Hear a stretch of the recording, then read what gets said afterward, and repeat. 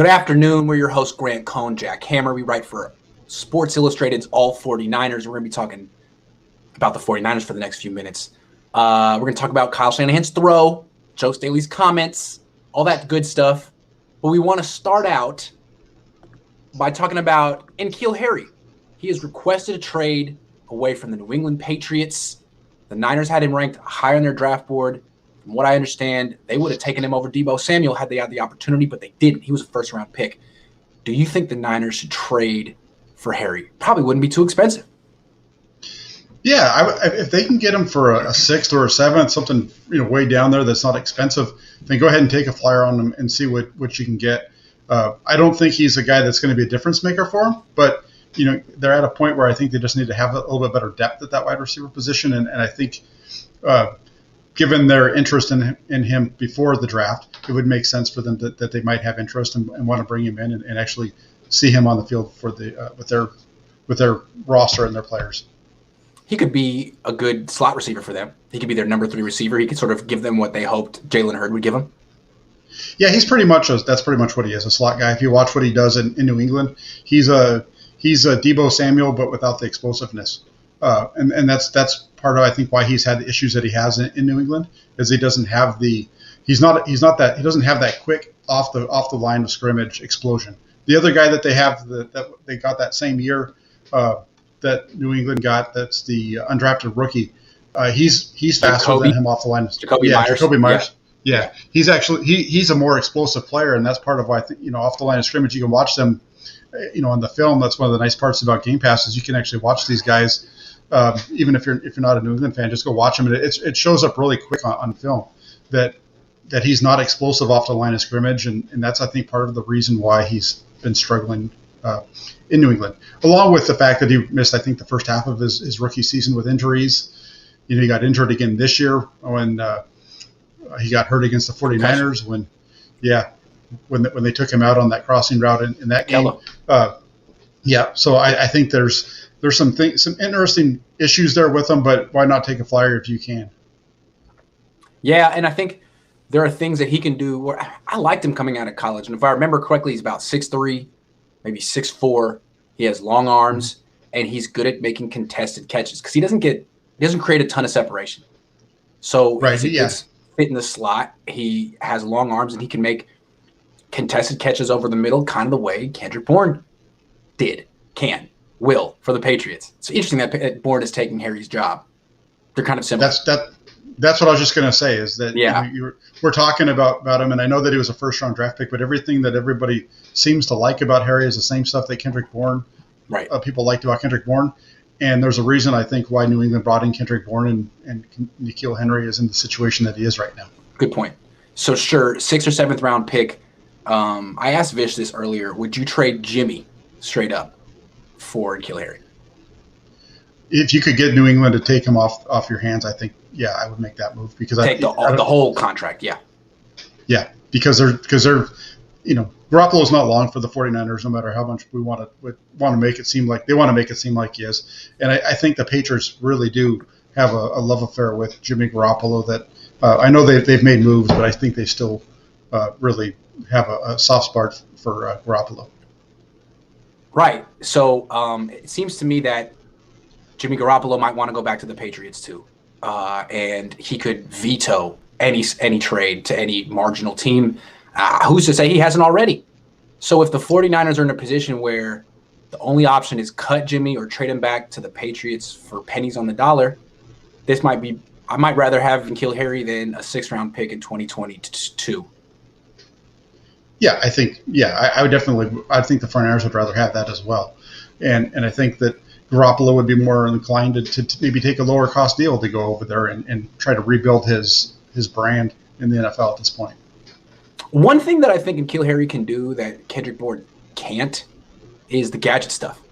He did a lot of that at Arizona State, the reverses, the stuff after the catch.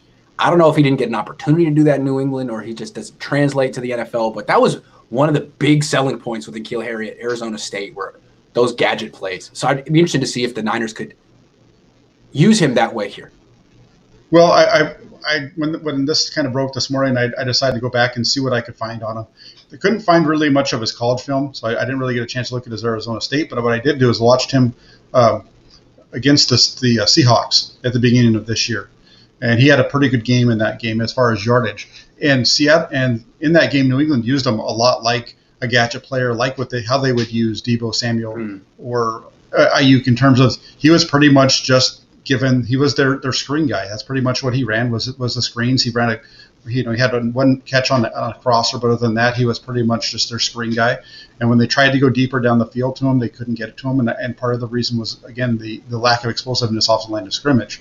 So he's at the point where to me I think he's a Deebo Samuel step down from him. He's going to give you. He's going to be able to make those plays, but he's not going to get you 15 yards. He's going to get you 5. Deebo's going to get you 15. He'll get you 5, and that kind of thing. Well, I think what's interesting about Harry is you got to remember one of the reasons the Niners ended up with Ayuk is because they did so much research and scouting on Harry the year before. They both went to Arizona State. And when Harry was in his final year at Arizona State, Ayuk was pretty much his backup.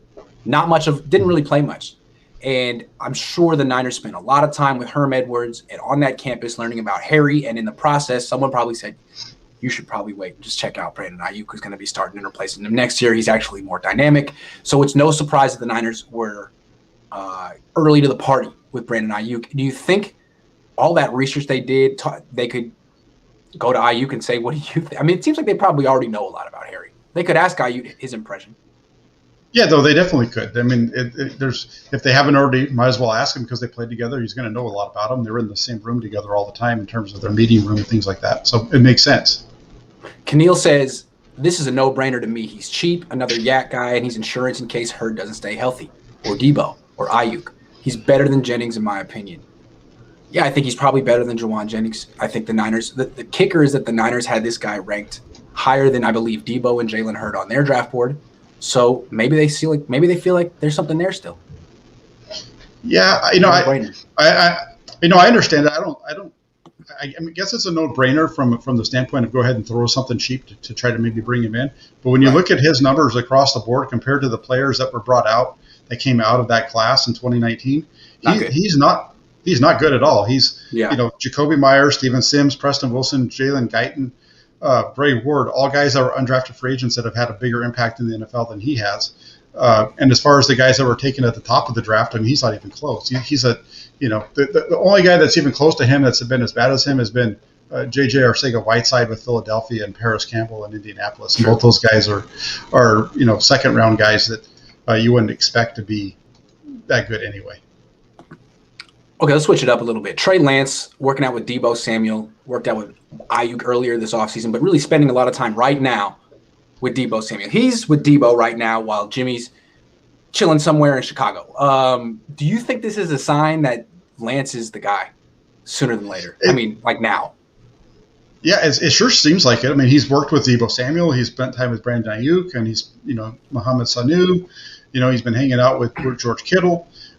Definitely, everything's trending up to the point that he's going to be the guy much sooner than later.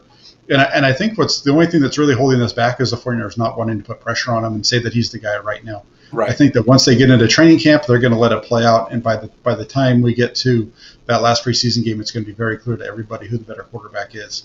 And that's when you'll hear that talk coming from the 49ers front office as well. And that way, the perception will be that the Niners didn't gift him the job. They didn't take it away from Jimmy Garoppolo. That it was a competition and the best man won, and it was Trey Lance. It's a different perception, right? Yeah, definitely. You want to make it seem like he's having to earn the job, right? And especially as a rookie coming in, and you want your veterans to know that he's worked for it and everything else. So I think that makes the most sense. Yeah. So I do think when you see Trey Lance going on this, it's almost like a campaign. It's like almost on a political junket. Like, let's see which allies I can get on my presidential bid. Like, yeah, you've got a lot of allies, right, man? You got You got Ohio, you got California, you got Texas, you got New York. You got them all, man. And Jimmy's over there in Chicago like, yeah, man, take it. I don't care.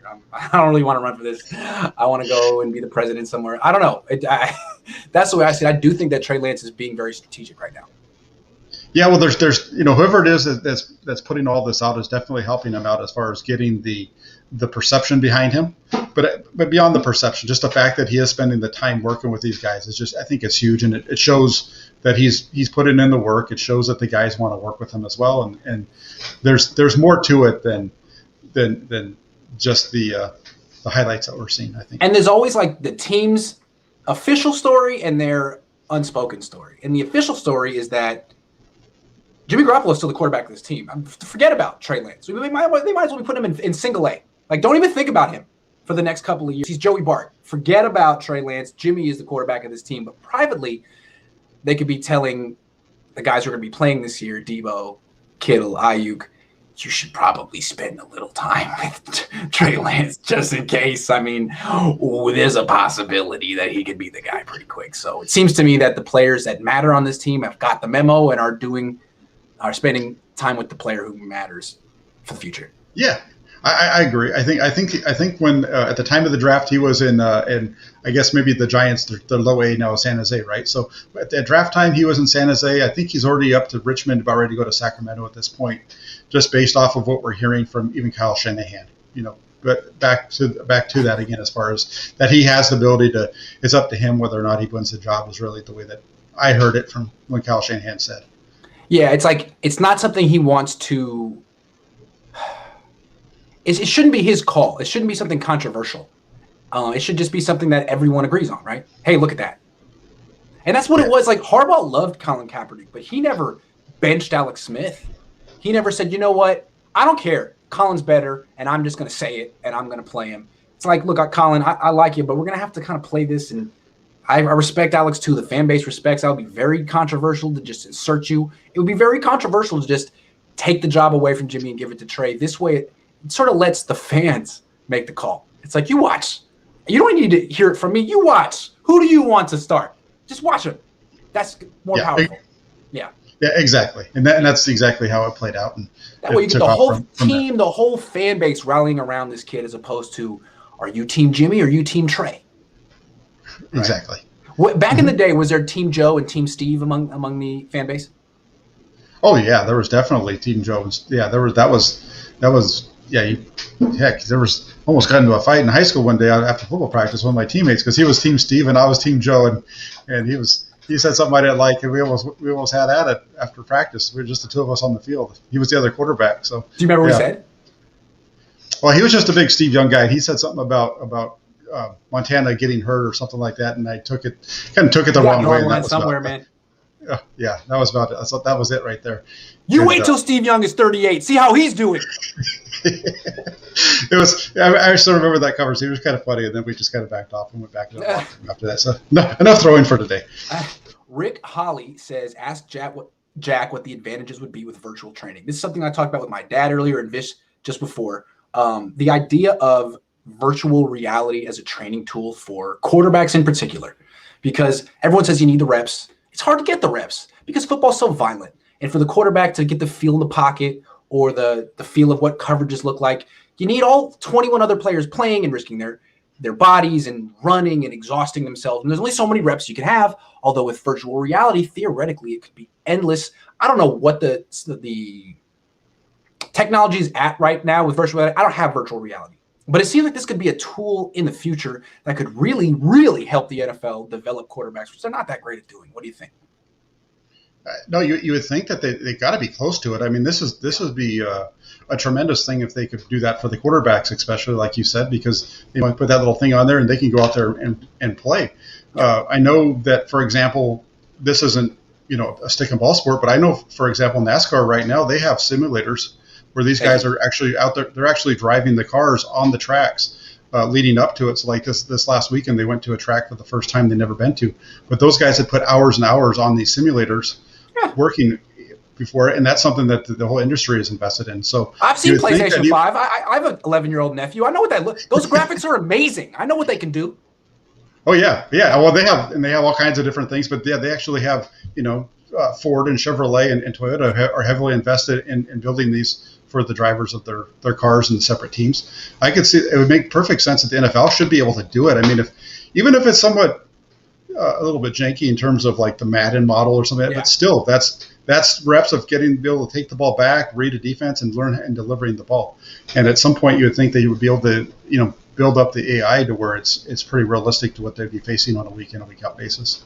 My original idea for this is like a 7-on-7 league, because you want reps for these quarterbacks, and the NFL doesn't do a great job of developing them. But this, to me, is an even better idea. I mean, no one is going to get hurt. Virtual reality. That's the main reason you don't have a 7-on-7 league. You don't want to get someone to get hurt, and it's not worth it. The way that it would be worth it for the Major League Baseball to have minor leagues and stuff like that. But if you could have this, Trey Lance could be doing this every single day, whether he's at the facility or not. He'd really know the playbook by the end of it. Yeah, and the technology isn't that far away, because you can go hit a golf ball against the screen right now, and it's going to show you where your ball goes. Exactly. And so you should be able to do something like that with a football, where the guy drops back and he sees his receiver and he throws it, and it calculates everything about the ball, spin and speed and everything, and how hard it hits it, and traject that out to a completion or incompletion or what have you. Yeah, my prediction is that teams will be doing this in the next 10 years. I would imagine this is the kind of thing that's happening in the military already.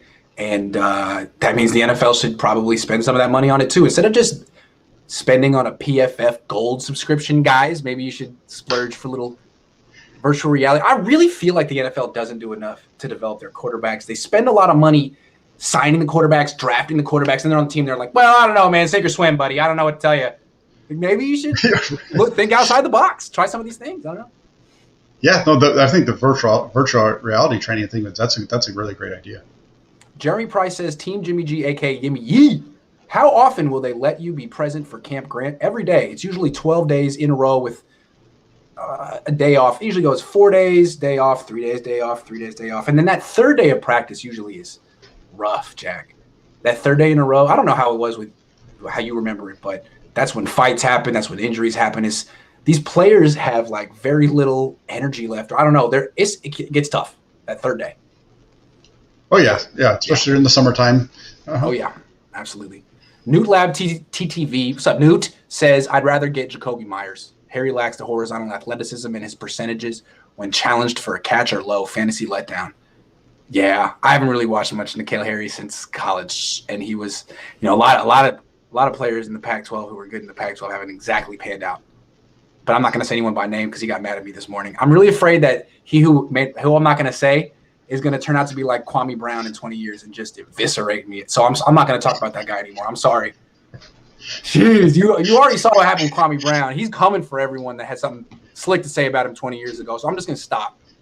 Yeah, you don't want to do that. He might come. He might come after you with his cat claws or something. Ooh, he said that it's getting old. I was like, uh-oh. Kwame Brown, here we go. Sebastian says, how many TDs will Lance have after preseason?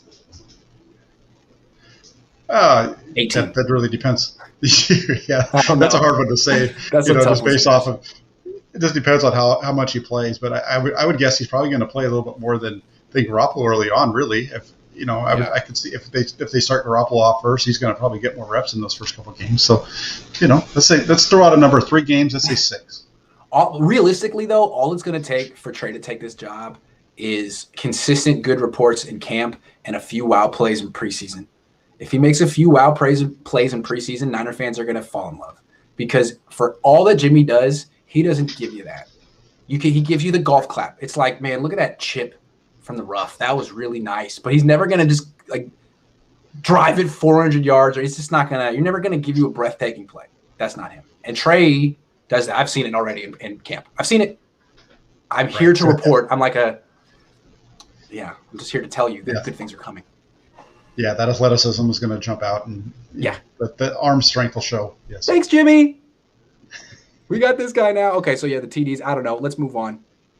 All right, the Kyle Shanahan viral video. To me, what I want to talk about is not the Kyle Shanahan part. He hit the target great, but immediately it created an avalanche of the same take. And I don't know if Kyle Shanahan realized he was going to create this effect when he did it, or if this was totally a unplanned side effect. But what was the one thing that everyone said after Kyle Shanahan hit this throw? There's no way that Jimmy can make that throw. Right. Yeah, and it's funny, and I'm 100% sure that Shanahan didn't think anything about Jimmy Garoppolo when he did that. He was just up there having a good time with Joe and whoever else was up on that rooftop with him. But yeah, he sure let that thing go. That was a nice ball. So why did he set up Jimmy Garoppolo like that? I mean, I just find it funny because this is something that's gone on all off season. You know, you take this all the way back to even back in January, February, March, when you're looking at the rookie quarterbacks and everything is, this guy, there's no way Garoppolo can make that throw. No way Garoppolo. I mean, I remember looking at it at one point, and there was a guy on Twitter that we both know, and there was a play with the quarterback at Ohio State where they run a play action. The running back goes up through the hole and he hits him on a little wheel route down the right sideline. And it's like, that ball's better than anything Garoppolo threw, and can do. He wouldn't even throw that ball. Well, then you go turn on the film in 2020, and there's Garoppolo throwing that ball in this first game of the season against Arizona, right? Yeah. So, I think that the slander of Garoppolo on this stuff from the fan base is gotten a little bit over the top, and I even kind of joked around with it yesterday too, or after the video came out, saying about how, when I was in high school, I remember throwing the ball through a window of a car that was moving by. I feel bad for the guy that was driving by because he wasn't expecting my ball to go through his window. But hey, it must mean I'm better than Jimmy Garoppolo too. I just feel like it's everything is a implied shot at Jimmy. Like, Jimmy, where are you? You don't put out videos. No one knows where you are. It doesn't seem like, the backup is everywhere. Trey Lance, you can't see enough of Trey Lance. The head coach is sending videos of himself throwing. It's like the head coach is like, man, I put more work into your craft than you do. Jimmy, what are you doing right now? And I don't know if any of that was on Kyle Shanahan's mind, but just getting the feel, like the look that Kyle Shanahan has with looking at Jimmy Garoppolo on the sideline, I just feel like Kyle Shanahan, there's a part of him that's thinking, man, I'm so much better than you. Yeah, no. If Nick Mullins can go out there, then so can I. Yeah, no, it's wild. It's he goes up there, and that was a great ball that he threw. He can't. Heck, he threw that thing across Staley insists that it was the first try. Yeah, that was amazing. That was, give me a ball. Let me get up there and see if I can hit that thing. Yeah, Jimmy, you got to go up and prove yourself, man. You got to find that street in Del Mar and throw that ball, or else you're cut. That's it. That's what you got to do. Yeah. Kyle called you out. Yeah, or get up on some rooftop in Chicago with his brothers and start winging them across at his neighbors or something. That's right. All right. What do you think of this whole story with OTAs?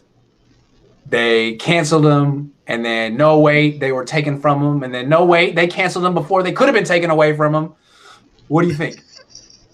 I think this whole thing was hilarious as he watched it because it's 100%. I think it's 100% spin. I think you saw the report come out by Schefter, and then you kind of started to see the fallout from the different tweets from like First yourself off, and me. The Niners issued a response. There was an official statement, and it was like, we hear the report. We're committed to showing how much we follow rules and we want players to be healthy. They didn't argue. They were like, hey, we hear it. We're doing our best. Sorry, keep going. Yeah. No, I was just going to say, I think you had that initial report. You had the tweets from the writers and things like that, the questioning of it. And then what I think happened is I think somebody got to Adam Schefter. Adam Schefter is very powerful in the league, and I think that there was some communications probably from the 49ers. I don't know, but I'm pretty sure there was somebody that got to him and said, hey, that's not really what happened. We canceled practice. Yeah. Technically, we canceled practice before, and that whole thing just there's nothing about that whole process that jives with anything other than the fact that they realized that it was going to get canceled, and that's the only reason why they canceled it first. Yeah, they got out in front of it. Yeah, I saw your tweet this weekend about I'm going to break up with you before you break up with me, and that's 100% right. I think that's this is like the guy who knows he's going to get fired from his job. He doesn't want his wife to get angry, so he tells her that he's going to just go ahead and quit because he can't handle working there anymore. And that's really what this whole thing is right? It's we know that we're going to lose this time. We know it's going to look bad if it happens that way, so we're going to get out in front of it. And then once it's reported, we're going to go ahead and we're going to get and have Schefter switch it around because we know that the fan base is going to believe everything that we say. And so the whole thing has been interesting. Yeah, absolutely. So Kyle Shanahan, good try. Good try. It seems to me like you didn't lie, but here's my theory. Tell me if you think. So Adam Schefter put out his report. The Niners put out their statement. They didn't think it was going to be a big deal, and then I started making a big deal out of it. And my dad called Kyle Shanahan a liar, and Kyle Shanahan was thinking, and the whole organization was thinking, we can't let people think that Kyle's a liar. Like, this has gotten bigger than we thought. You know, like technically, Kyle didn't lie. So why don't we call up Adam Schefter and be like, can you issue a correction, because people are calling Kyle a liar here. And although this is a very minute detail and it doesn't really matter in the scheme of things why the thing was canceled, right now it's making our head coach look like a liar. So would you make that correction? And Adam's like, okay, I don't care, fine, I'll do it, because he wasn't thinking along those lines. But once we put the liar word out there, the Niners were like, okay, hold on, wait a second, let's not go that far. So fair enough, you're not a liar. You're not a liar. Yeah, exactly. It's exactly what the way that I took it when I'm saying that somebody got to Schefter to switch this over. Mm-hmm. Right, because they, as you said, they saw how it was escalating and make him look bad. So they got in front of it. Good for them. Last topic, what Joe Staley said. He went on the radio and he was going on about the officiating in a Super Bowl that happened 2 years ago. Not the one with the Bucs and the Chiefs, the one with the Niners and the Chiefs that pretty much the whole world forgets except for Niner fans and Chiefs fans. So my question is, what does this indicate to you about the mindset of the franchise? That they're living in the past and they haven't gotten over that loss. And I understand that Joe Staley is not a member of the 49ers anymore because he's not on the team and he can't play anymore. But he has a lot of tight connections with that organization. I mean, shoot, we just saw it. He was hanging out with Kyle Shanahan over the weekend. The belief in that whole thing, that goes beyond Kyle Shanahan. I think that seeps throughout the organization into the locker room as far as, hey, we should have won that game. We got the short end of the stick.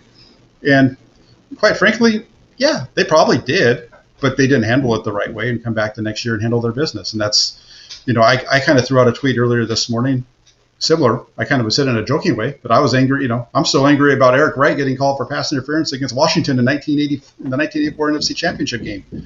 But the cool part about that team is they came back the next year and they went 15-1 and won the Super Bowl and were just dominant all the way through. And so that's really the difference between Joe Staley, this version of the 49ers, and the version of the 49ers that actually won on a consistent basis instead of talking about it. See, I think this is the Super Bowl hangover. And people we talked about it last year. We have these conversations online about Super Bowl hangover. People are like, what is that? It doesn't even mean anything. It's a myth. This is it. You don't get over the loss. You can get over losses in the regular season. You can't get over the Super Bowl loss. And people think, well, Super Bowl hangover lasts a year. It could last forever. You don't get over losing the Super Bowl. And the tough thing about trying to do a revenge tour and trying to keep the team together is whenever they look at each other, what do they see? 2019. And that's why they talk about it all the time. Because they're stuck. They're a time capsule. And their mission is to prove that 2019 was the year and that they got robbed. When really the best way to get over the Super Bowl hangover is to blow it up and start over. Really, unless you're the Patriots and you have you're built to handle a Super Bowl loss. No one else really has.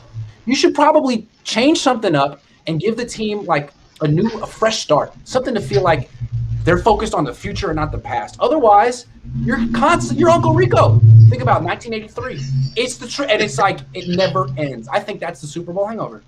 You don't get over it. Yeah, and that Super Bowl hangover, played into their injury issues a season ago, right? Because like you just said, that Super Bowl hangover, they went ahead and decided to try to run it back with all the same guys, all those guys that had injury issues, and we saw that play out throughout all of last year.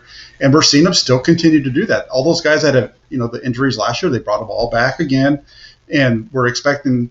Now they're expecting them to all of a sudden go out and have a great year this year when these are the same guys that were hurt in 2017, 2018, 2019, last year, and now we're going to all of a sudden be better. So it's a scary situation for the 49ers, I think, really, when you look at them for going into this year. There's a lot of things to be excited about, but that's definitely got to be a cause for concern.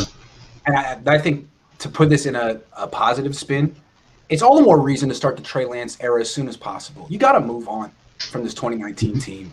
And Jimmy Garoppolo is the face of it, for better or worse. The way they talk about it is like they want to keep the crew together and prove that the refs screwed them. Nah, move forward. Move forward, because it really wasn't the ref's fault that you gave up 21 points in one quarter. That's on you. You got to own that. It's not the ref's fault that you passed the ball on second down with a lead in the fourth quarter up big. That's on you. So just own it. Switch your team up. Focus on the future. Give it to Trey. I think the sooner they do that, the sooner Trey Lance becomes a starter. When that happens, I'll feel like, you know what? They're finally going to be getting over this hangover because they're finally going to be focused on the future.